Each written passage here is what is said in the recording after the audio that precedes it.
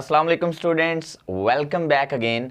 मैं मोहम्मद वकास हूं, आपका केमिस्ट्री टीचर, और यह है आपका चैनल MWS केमिस्ट्री। उम्मीद है आप सब खैरियत से होंगे। स्टूडेंट्स, आज का हमारा जो लेक्चर होगा वो टोटली बेस्ड है on dual nature of matter. पहले तो थोड़ा सा मैं आपको बता दूं कि पार्टिकल और वेव लाइक नेचर में क्या फ़र्क होता है। जो पार्टिकल है ना, लाइक आप पार्टिकल हैं, मैं पार्टिकल हूं, हम अपनी एक लोकलाइज्ड पोजीशन रखते हैं। सही है, हम अपनी लोकलाइज्ड पोजीशन रखते हैं, ठीक है।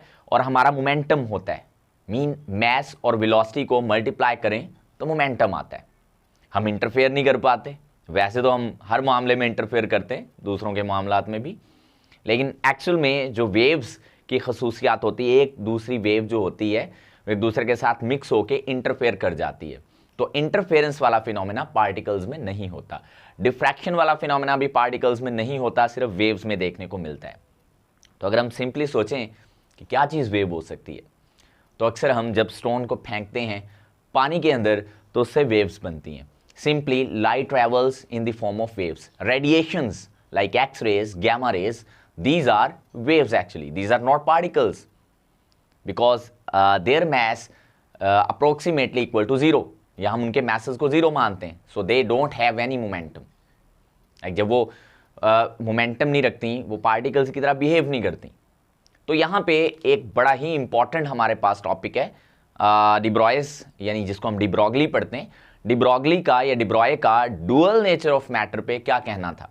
लेकिन इससे पहले हम जान लेते हैं आइंस्टाइन का लाइट के बारे में क्या कहना था। तो यहाँ से हम अपने आर्टिकल का आगाज़ करते हैं और देखते हैं कैसे डिब्रॉय ने जो है वो इस थीसिस को जो है वो पब्लिक किया, और बाद में कैसे इनकी अप्रूवल हुई और कैसे इन पे प्रैक्टिकल रिसर्च हुई, और बाद में ये उनकी कही हुई बात बिल्कुल सही साबित हुई और फिर उन्होंने नोबेल प्राइज़ हासिल किया।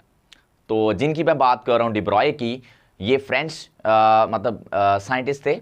तो इनका ये डुअल नेचर ऑफ मैटर वाला फिनोमेना यहाँ से इन्होंने शुरू किया था। अच्छा खैर, यहाँ पे अगर हम आइंस्टाइन की बात करें ना, तो आइंस्टाइन का ये मानना था कि जो हमारे पास लाइट है ना, लाइट, इसका डुअल नेचर होता है। हाँ, ये फर्स्ट टाइम इन्होंने कहा था और ये बाद में प्रैक्टिकली साबित भी हो चुका हुआ है। यानी कॉम्पटन्स इफेक्ट और फोटो इलेक्ट्रिक इफेक्ट से ये साबित हो गया कि जो लाइट है वो पार्टिकल की तरह भी बिहेव कर सकती है। तो लाइट तो आपको पता है वेव होती है, लेकिन सम केसेस में इनका मानना था ये पार्टिकल की तरह भी बिहेव करती है। यानी माइनॉरिटी करैक्टर में, यानी बहुत कम जो है ये पार्टिकल की तरह बिहेव करती है, लेकिन मेजॉरिटी करैक्टर में ये जो हमारी लाइट होती है ये वेव की तरह बिहेव करती है। अब ये तो हो गया लाइट से मुतल्लिक किसका मानना, आइंस्टाइन का। और इस चीज़ को लेके जो डिब्रॉय थे, जो फ्रेंच साइंटिस्ट थे, फ्रांसीसी थे, ये बहुत ज़्यादा इस पे कायल थे, इस बात पे कि ये अगर लाइट का डुअल नेचर हो सकता है तो पार्टिकल्स जो होते हैं जब वो मूव कर रहे होते हैं तो वो अपने डुअल नेचर में क्यों नहीं हो सकते। यहाँ पे क्वेश्चन मार्क आता है इलेक्ट्रॉन पे, जिसको आज तक हम पार्टिकल मान के चल रहे थे। तो 1924 में ये जो डिब्रॉय थे, इन्होंने ये कहा, अब इनका क्या मानना था, इन्होंने इलेक्ट्रॉन की बात की। अब देखो, इलेक्ट्रॉन, प्रोटॉन, न्यूट्रॉन, ठीक है, ये सारे पार्टिकल्स हैं जिनको हम पार्टिकल मानते हैं। तो उन्होंने इलेक्ट्रॉन की बात की। उन्होंने कहा इलेक्ट्रॉन भी पार्टिकल है, ये तो सब जानते हैं भाई, पार्टिकल है, ये तो सारों को पता है। लेकिन उन्होंने कहा इलेक्ट्रॉन वेव की तरह भी बिहेव करता है। हाँ, लेकिन ये जो करैक्टर है उसका माइनॉरिटी में है, बहुत कम है, यानी लेस केसेस में ऐसा होता है। और ये जो करैक्टर है ये मेजॉरिटी है। बिल्कुल ऐसे ही जैसे आइंस्टाइन ने बोला था लाइट जो है मेजॉरिटी करैक्टर में वेव है और माइनॉरिटी करैक्टर में पार्टिकल है। सिमिलरली इलेक्ट्रॉन जो कि सब मानते हैं पार्टिकल है, बोहर भी मानता है, सारे साइंटिस्ट मानते हैं, और इस पर अपने उन्होंने मॉडल्स भी दिए हुए हैं, एटॉमिक मॉडल्स। लेकिन डिब्रॉय का ये मानना था, अपने थीसिस में इन्होंने ये बताया कि इलेक्ट्रॉन जो है वो पार्टिकल की तरह बिहेव कर सकता है। वो करता है, तो वो तो सब कह रहे हैं, तो फिर क्या कर सकता है। नई बात क्या कि यस, ये वेव की तरह भी बिहेव करता है माइनॉरिटी करैक्टर में। अब ये बात कोई मानने को तैयार नहीं था। इन्होंने कहा, देखो इनका जो थीसिस था ना, वो जब इन्होंने सबमिट करवाया और वाइवा वगैरह इनका हुआ, अपना PhD के स्टूडेंट थे ये, तो इन पे काफ़ी ज़्यादा ऑब्जेक्शंस लगे। बाद में इसकी अप्रूवल आइंस्टाइन ने खुद दी थी।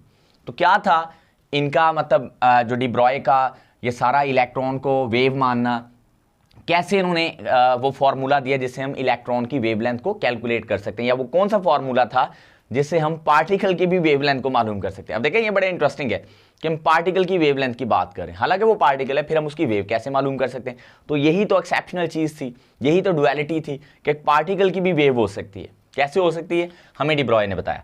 वो कहते हैं आइंस्टाइन की अगर हम इक्वेशन को लें, है ना, वो है E is equal to mc² and this is equation number 1 and called Einstein's equation, है ना। ये हमारे पास होगी आइंस्टाइन्स इक्वेशन। इसी तरह हमारे पास प्लैंक्स इक्वेशन है E is equal to h nu and nu is the frequency, और ये इक्वेशन 2 है, this is called Planck's equation, है ना, ये भी आपको पता है।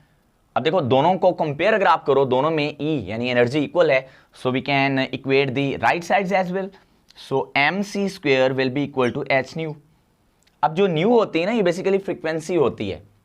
वैसे फिजिक्स में तो फ्रीक्वेंसी को हम f लिखते हैं, लेकिन क्वांटम थ्योरी में या क्वांटम फिजिक्स में हम फ्रीक्वेंसी को न्यू लिखते हैं, ठीक है। तो जैसे आप पढ़ते हो ना c is equal to f lambda, ऐसे ही c is equal to nu lambda भी होता है। तो हमने यहाँ पे लैम्डा इंट्रोड्यूस करवाना है, तो चूंकि न्यू ऑलरेडी यहाँ पे है यानी फ्रीक्वेंसी, तो फ्रीक्वेंसी को हम वेवलेंथ टर्म में लेके जाएंगे। तो यहाँ से अगर हम न्यू की वैल्यू फाइंड करें, इस न्यू की, तो ये c बाय लैम्डा आ जाएगी। तो अब आप क्या करो, ये जो न्यू की वैल्यू ना यहाँ पुट कर दो, तो मेरे पास क्या बनेगा, mc² is equal to h c by lambda, तो hc बाय लैम्डा हो जाएगा यहाँ पे, है ना। आई होप कि आपको ये बात समझ आई होगी। अब आप क्या करो, अब आप ना लैम्डा को एक साइड पे कर लो, यानी मैं लैम्डा को इधर ले आता हूँ, तो लैम्डा हमारे पास आ गया। Lambda is the wavelength for any particle, यहाँ पे ये बात याद रखनी, पार्टिकल की वेवलेंथ, और इसको हम लाइट पे या बाकी जो हमारे पास वेव्स होती हैं उन पे भी अप्लाई कर सकते हैं इस इक्वेशन को। तो देखो खैर लैम्डा इधर, तो ये हमारे पास hc था, नीचे आ गया हमारे पास mc², तो इतना तो हमारे पास हो गया।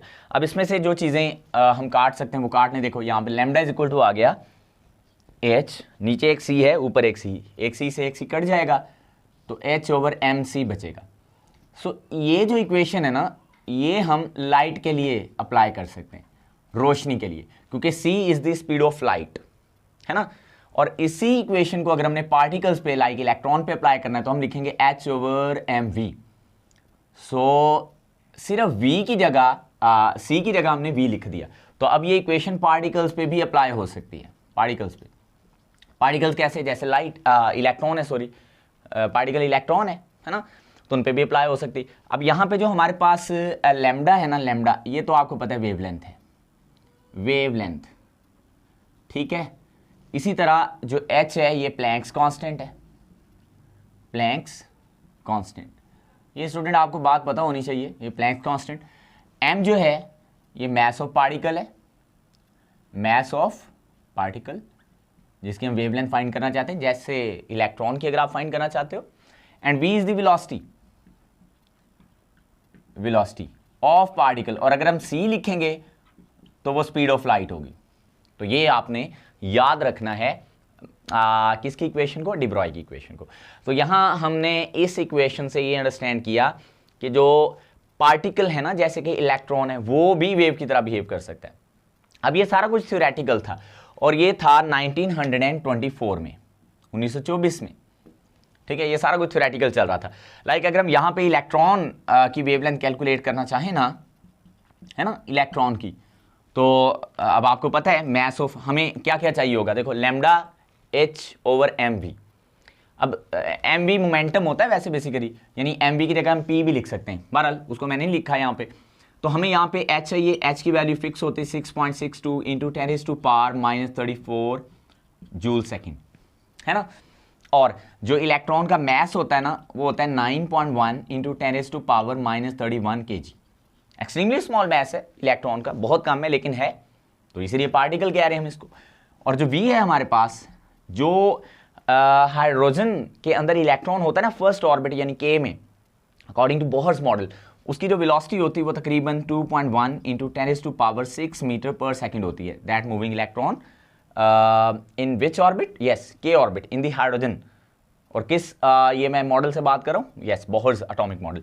तो यहाँ हम इसमें इसको सारा कुछ पुट करते हैं। Lambda is equal to h की वैल्यू हमारे पास 6.62 इंटू 10⁻⁻34 यूनिट्स में दिख रहा, सारे हमने ऐसे यूनिट्स इस्तेमाल किए, जूल सेकंड, किलोग्राम, मीटर पर सेकंड। तो जो आंसर आएगा वेवलेंथ का वो मीटर में आ जाएगा, क्योंकि मीटर इज द ऐसे यूनिट ऑफ द लेंथ, ये भी याद रखना है। तो यूनिट्स पुट करने की हमें जरूरत नहीं है। नीचे हमारे पास मैस है, mass is 9.1 into 10⁻31 kg into 2.1 into 10⁻6। तो जब आप इस सारे को सॉल्व करोगे ना, मैं सॉल्व करके भी दिखा देता हूँ अगर आप कहते हो तो। देखो अगर हम इसको डायरेक्ट याद कर लेते हैं, ठीक है, मैं इतना सॉल्व करूंगा तो टाइम लगेगा, आपने इसको खुद सॉल्व करके देख लेना, हो जाएगा, इजी है, डोंट बी वरीड। सो जब हम इसको सॉल्व करेंगे ना, आंसर आएगा 0.33 इंटू 10⁻⁻9 मीटर।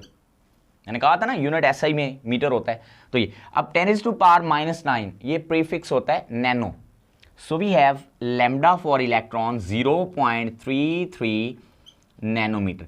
अब मजे की बात, जब ये बातें डिब्रॉय कर रहा था ना 1924 में, तब इतनी कम वेवलेंथ को मेजर करने के लिए हमारे पास कोई भी अपरेटस नहीं होते थे।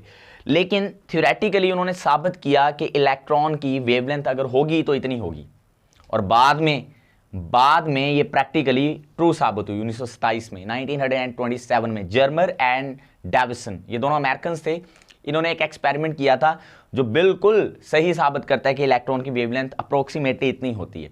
ये बहुत कम वेवलेंथ है, बहुत ही कम। देखो ना, लाइट की वेवलेंथ होती है, अगर हम लाइट की बात करें तो लाइट की वेवलेंथ होती है 400 से 800 नैनोमीटर। तो ये काफ़ी ज़्यादा है, यानी 400 टू 800 नैनोमीटर, और ये तो 1 नैनोमीटर भी नहीं बनती। Extremely small wavelength, and this is due to the mass. अब मैस जितना ज़्यादा किसी चीज़ को आता जाएगा, उसकी वेवलेंथ उतनी कम होती जाएगी। इसीलिए जो हमारा मैस है वो बहुत ज़्यादा चुके, तो इसलिए हमारी वेवलेंथ बहुत ही शॉर्टर होगी, तो वो मेजरेबल नहीं है। मैं अगर हम बात करें यहाँ पे स्टोन की, लाइक जैसे हमने यहाँ पे इलेक्ट्रॉन की एग्जांपल ली है ना, मैं इसका मैस दोबारा यहाँ पे लिख देता हूँ। मैस इसका होता है 9.1 इंटू 10⁻⁻31 kg, ठीक है। अब मैं ना अगर यही वेवलेंथ, अगर मैं यही वेवलेंथ निकालना चाहूँ किसी बड़े पार्टिकल के लिए, लाइक स्टोन, देखो इलेक्ट्रॉन बहुत ही छोटा है, उसका मैस बहुत ही कम है, 9.1 इंटू 10⁻⁻31 kg, फिर भी इसकी वेवलेंथ बहुत ही शॉर्टर आई है। तो अब आप इमेजिन करो, अगर हम कोई थोड़ा सा बड़ा ऑब्जेक्ट लें, अपनी बात करें, किसी स्टोन की बात करें, कोई हैवी चीज़ की बात करें जिसका mass as compare to electron ज़्यादा हो, तो फिर क्या होगा? यस, उसकी वेवलेंथ और कम आएगी, तो उसको मेजर करना और मुश्किल होगा। तो खैर अभी तो सारा कुछ थ्योरेटिकल चल रहा है, प्रैक्टिकल एविडेंस पे तो बाद में आएंगे। तो अगर हम यहाँ पे किसी स्टोन की बात करें, कोई बड़े पार्टिकल की जिसका मैस ज़्यादा हो, तो लेट्स सपोज हम स्टोन के मैस को कह देते हैं वो 1 ग्राम है, एंड 1 ग्राम यू नो कि ये होता है 10⁻³ kg। 1 जो k होता है ना, ये 1000 के बराबर होता है। तो हमने ग्राम को ना किलोग्राम में चेंज किया है, तो हमने छोटी वैल्यू यानी ग्राम को किलो में चेंज किया तो 10⁻³ आ जाएगा। तो चूंकि हमने ऐसे यूनिट्स में लेना है तो ये आ गया। अब स्पीड इसकी बहुत ही कम होती है, जारी बात है, हम स्टोन की बहुत ज़्यादा स्पीड इलेक्ट्रॉन की तरह तो नहीं हो सकती, जारी बात है, जितनी कोई छोटी चीज़ मैस में जितनी कम होगी उसकी स्पीड उतनी बढ़ती जाएगी। जब वो तकरीबन मैसलेस हो जाती है तो अप्रोच कर जाती है up to the speed of light which is 3.0 into 10⁸ metre per second. ये भी आपने बात याद रखनी। जब कोई स्पीड मैस में जब कोई चीज़ मैस में कम होती जाती है, हल्की होती जाती है, तो मैस में स्पीड कम होगी, उसकी स्पीड बढ़ती चली जाएगी, और जब वो स्पीड ऑफ लाइट को अप्रोच कर जाती है तो हम कहते हैं वो कांस्टेंट स्पीड से ट्रैवल कर रही है ना। तो इससे ज़्यादा हम कहते हैं स्पीड नहीं होती स्पीड ऑफ लाइट से। तो खैर इलेक्ट्रॉन चूंकि बहुत ही छोटा था इसलिए इसकी स्पीड काफ़ी ज़्यादा थी, लेकिन लाइट से कम है। लेकिन यहाँ पे जो स्टोन है उसका चूंकि मैस ज़्यादा है तो उसकी स्पीड भी ऑब्वियसली कम होगी। अच्छा, इसको भी ज़्यादा भी किया जा सकता है, जैसे बुलेट की स्पीड है, तो बहरहाल इतनी ज़्यादा नहीं की जा सकती जितनी इलेक्ट्रॉन की है। खैर आगे बढ़ते हैं। प्लैंक्स कांस्टेंट की वैल्यू वही है 6.62 इंटू 10⁻⁻34 जूल सेकेंड। तो जब आप इसको सॉल्व करोगे ना लैम्डा के लिए, लैम्डा अगेन 6.62 इंटू 10⁻⁻34, ऊपर आप प्लैंक कांस्टेंट की वैल्यू पुट करोगे, यस, नीचे आप पुट करोगे ये 10⁻³ इंटू ये पुट करोगे 10। ये 10 का मतलब है 10⁻1 पॉजिटिव 1। अब जब आप इसको सॉल्व करोगे ना, सीधा सीधा मैं बताता हूँ, जब आप इसको सॉल्व करोगे तो होगा क्या, ये देखो -3 है और ये 1 है, तो नीचे बच जाएगा -2। वो -2 जब ऊपर जाएगा वो हो जाएगा +2, तो -34 में से +2 आप जो है वो उसमें ऐड करोगे तो -32 बचेगा एट दी एंड। उम्मीद है कि समझ आई होगी, पता नहीं आई है कि नहीं समझ आई। तो ये बनी है हमारे पास वेवलेंथ किसकी, स्टोन की, जिसका मैस सिर्फ कितना है 1 ग्राम। तो अब आप सोचो हमारा मैस, ठीक है, तो हमारा मैस बहुत ज़्यादा है, तो हमारी वेवलेंथ तो और बहुत कम, 10⁻⁻32 मीटर। अभी तक, अब मॉडर्न इरा में 2023 में जो मिनिमम वेवलेंथ फाइंड की गई है वो 10⁻−15 तक है, या इससे थोड़ी सी कम, -16, 10⁻−16, 15, यहाँ तक इस रेंज में गैमा रेज जो हैं, इनसे भी कम वेवलेंथ वाली रेज। तो इसकी वेवलेंथ तो है 10⁻−32। तो how it can be measured, ये नहीं मेजर की जा सकती, बहुत ही एक्सट्रीमली स्मॉल वेवलेंथ है, and this is due to the mass, ज्यादा मैस। तो इसका मतलब स्टोन के अंदर भी वेव्स एसोसिएट हैं, इसके साथ हैं, डुअलिटी है, लेकिन हमें इसका एक ही कैरेक्टर नजर आएगा जो कि पार्टिकल होगा।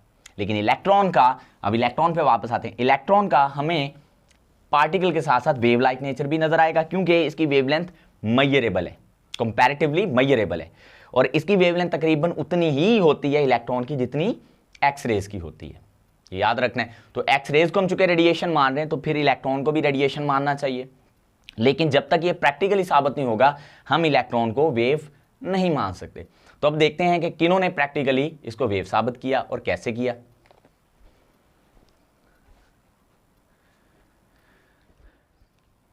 अच्छा जी, अब जो डी ब्रॉय थे ना, उन्होंने तो अपने थीसिस में ये सारा कुछ लिख दिया।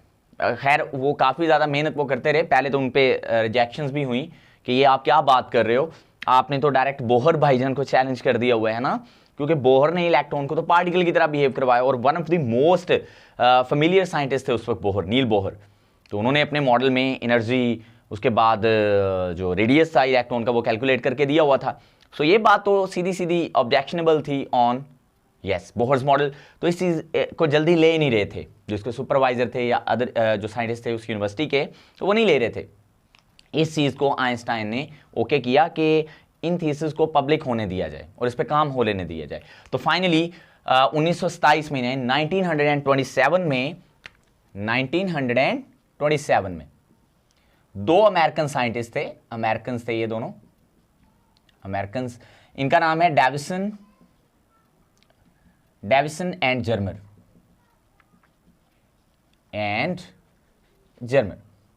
इन्होंने एक एक्सपेरिमेंट किया। अच्छा, वैसे इनका भी पहले एक्सपेरिमेंट गलत हो गया था। इन्होंने जो पहले एक्सपेरिमेंट किया ना, उसमें इन्होंने एक्स रेज को बेसिकली स्टडी कर लिया था। तो एक्स रेज को तो पहले रेडिएशन हम साबित कर चुके हुए, तो ये रिजेक्ट हो गया था इनका। फिर उन्होंने वोल्टेज को थोड़ा कम करके फिर इलेक्ट्रॉन को दोबारा जो था वो बम्बार्ड किया और उनकी डिफ्रैक्शन के तहत उनका पैटर्न स्टडी किया। तो वो बिल्कुल वैसे आया जो वेव का पैटर्न होता है। कैसे? इन्होंने टंगस्टन फिलामेंट लिया, टंगस्टन हीटेड फिलामेंट लिया, यहाँ से इलेक्ट्रॉन निकले, ठीक है, इलेक्ट्रॉन की बीम, ये यानी cathode rays in simple words. आगे इन्होंने ना निकल का टारगेट रखा परपेंडिकुलर फॉर्म में, यहाँ पे हैवी मेटल निकल रखी। अब इन्होंने वोल्टेज को इस तरह कंट्रोल किया कि जब ये इलेक्ट्रॉन टकराए ना जाके इस निकल टारगेट के साथ, तो यहाँ से एक्स रेज इमर्ज ना हो, क्योंकि पहले एक्सपेरिमेंट में यहाँ से ये एक्स रेज इमर्ज करके और वो सारा स्टडी करके ले गए, तो बाद में पता चला वो तो इलेक्ट्रॉन नहीं है, वो तो एक्स रेज बन चुकी हुई हैं। तो लिहाजा इन्होंने यहाँ पे यूज़ किया टंगस्टन फिलामेंट, जहाँ से इन्होंने इलेक्ट्रॉन्स जो हैं वो इजेक्ट किए। ये इलेक्ट्रॉन जा रहे हैं, ये जब इधर टकराएंगे तो यहाँ से ये रिफ्लेक्ट होंगे। आगे इन्होंने ना स्लिट लगाई थी। स्लिट क्या होती है? ये सारी रुकावट है, समझ लें, इसमें से कुछ जगह है गुजरने के लिए इलेक्ट्रॉन की। तो ये स्कैटर्ड जो इलेक्ट्रॉन्स हैं, these are called scattered electron. इन्होंने ना इन स्कैटर्ड इलेक्ट्रॉन को स्लिट में से पास होने दिया। जब स्लिट में से पास हुए, आगे डिटेक्टर था, ये सारा आगे डिटेक्टर लगा हुआ है, ठीक है, ये डिटेक्टर है। तो जब डिटेक्टर से ये रेज आके, यानी रेज कह रहा हूँ, इलेक्ट्रॉन आके टकराए ना यहाँ पे डिटेक्टर पे, तो उनका पैटर्न वैसा बना जैसा वेव्स का होता है, इस तरह का पैटर्न, डिफ्रैक्शन पैटर्न ऐसे बना, वेव्स वाला पैटर्न।